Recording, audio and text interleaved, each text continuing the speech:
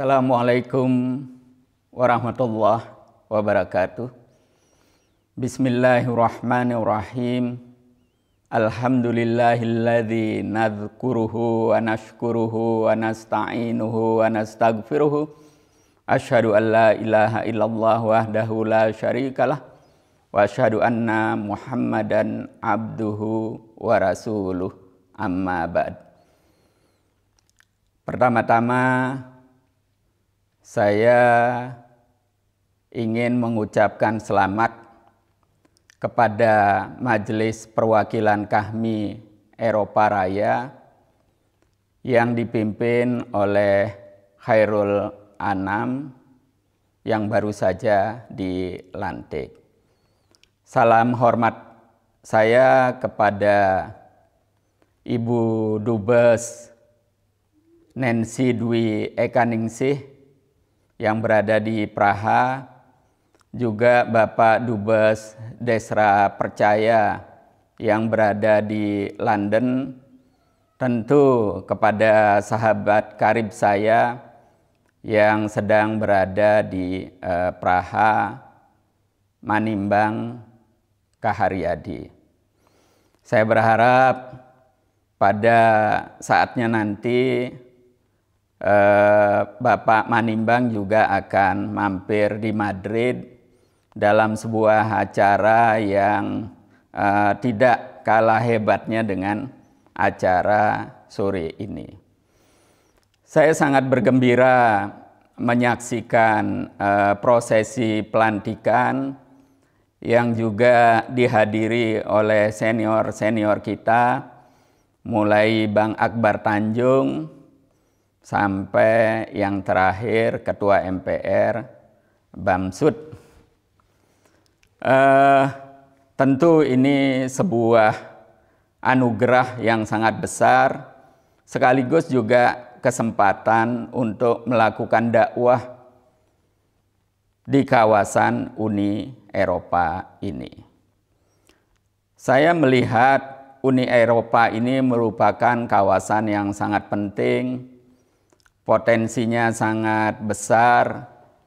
Karena itu sejak menginjakkan kaki di Madrid ini, saya 4 bulan lalu melihat ini memberikan peluang yang luar biasa besar untuk melakukan dakwah, khususnya bagi KHMI dan adik-adik kita di HMI.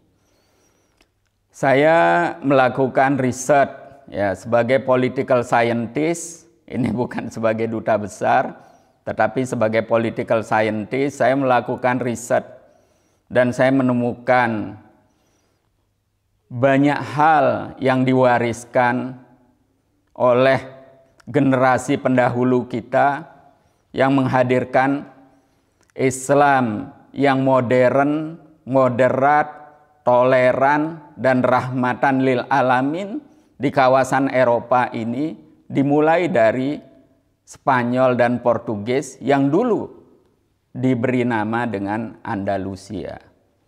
Dari Andalusia sinilah kemudian orang-orang Islam menyebarkan ilmu pengetahuan, sains dan teknologi di kawasan Uni Eropa ini yang tadinya disebut dengan medieval atau masa kegelapan.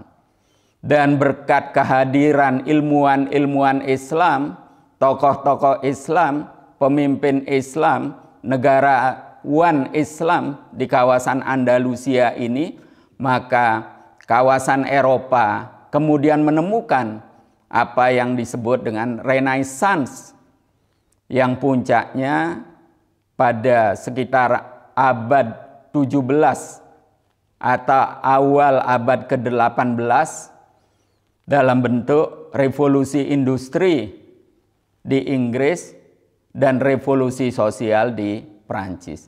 Berkat itulah Barat kemudian menguasai dunia sampai saat ini.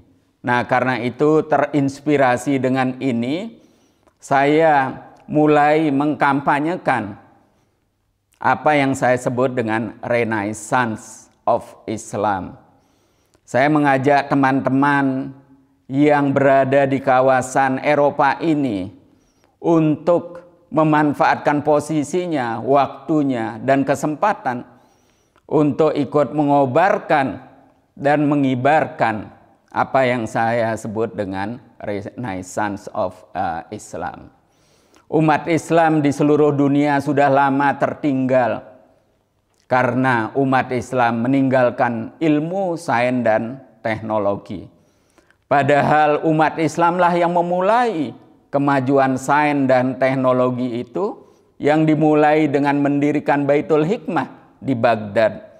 Dimulai oleh Harun al-Rasyid, kemudian dilanjutkan oleh anaknya yang disebut atau bernama Al-Ma'mun.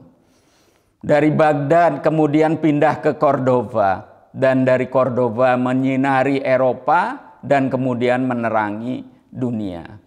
Saat ini kalau kita berbicara tentang komputer, yang semua aktivitas, apakah industri, perbankan, perkantoran bergantung kepada komputer.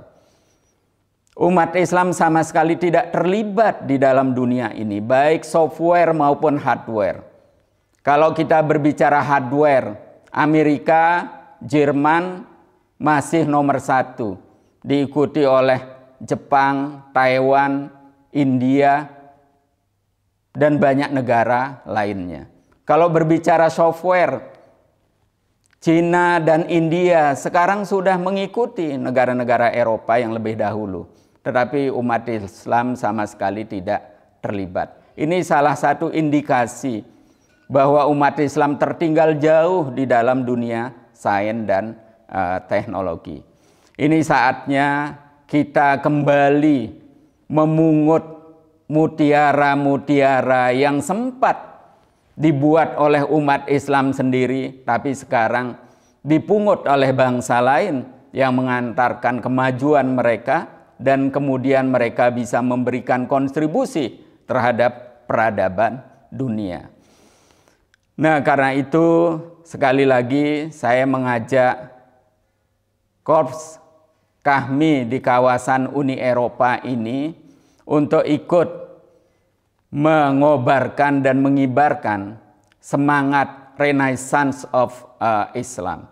Karena saya melihat potensinya besar sekali. Renaissance of Islam ini akan dikembangkan lewat 2 jalur. Yang pertama, pengembangan ilmu pengetahuan, dan yang kedua adalah jalur ekonomi.